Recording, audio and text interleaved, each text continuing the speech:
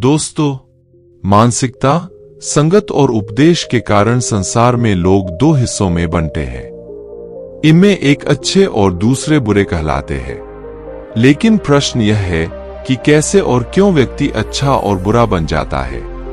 अच्छा और बुरा व्यक्ति की प्रवृत्ति है, लेकिन सवाल यह है कि क्यों और कैसे कोई व्यक्ति अच्छा या फिर बुरा बन जाता है। वहीं इससे भी जरूरी चीज यह है कि अच्छा इंसान कैसे बने। आज संसार में चारों ओर बुराई ही बुराई है।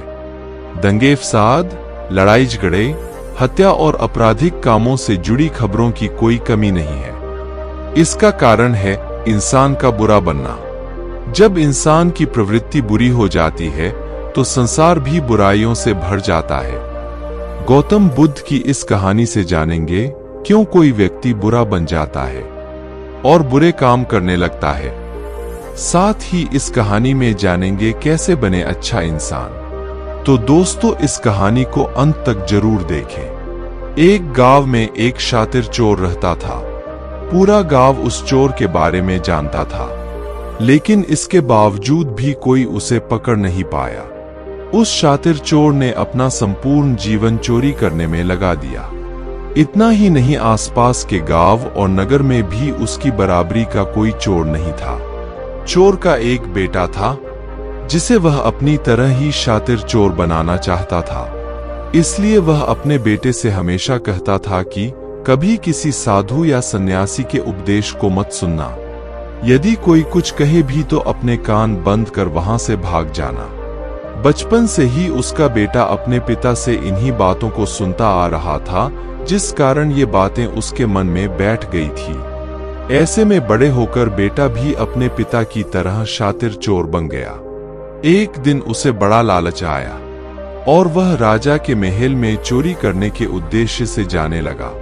तभी रास्ते में लोगों की भीड़ नजर आई। चोर ने देखा कि लोग एक सन्यासी के चरणों में गिरकर उनका आशीर्वाद ले रहे हैं। वो सन्यासी गौतम बुद्ध थे।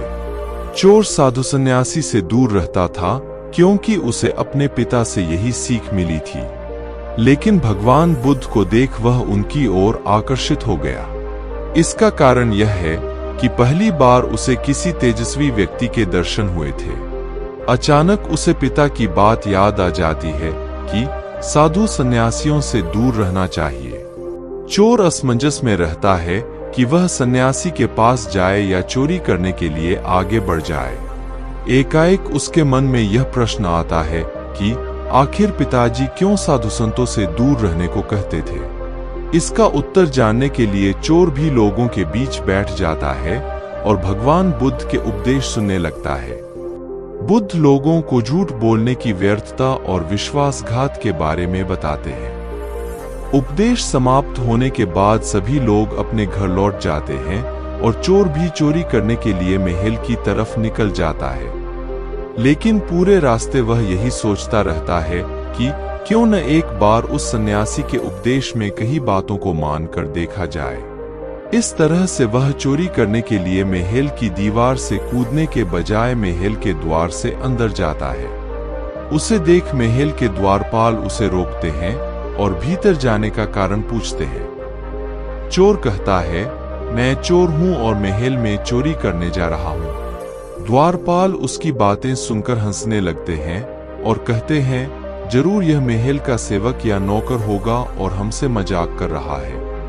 यह सोचकर वे उसे महल के अंदर जाने दे देते हैं। महल जाने के बाद चोर खजाना रखे तिजोरी के पास पहुंच जाता है और तिजोरी को तोड़कर धन और आभूषण को पोटली में भरकर भागने लगता है। तभी उसकी नजर महल के रसोई पर पड़ती है। रात होने के कारण सभी सो रहे होते हैं और रसोई में कोई नहीं रहता है।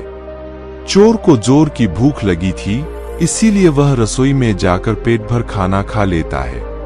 इसके बाद चोर वहां से जाने लगता है।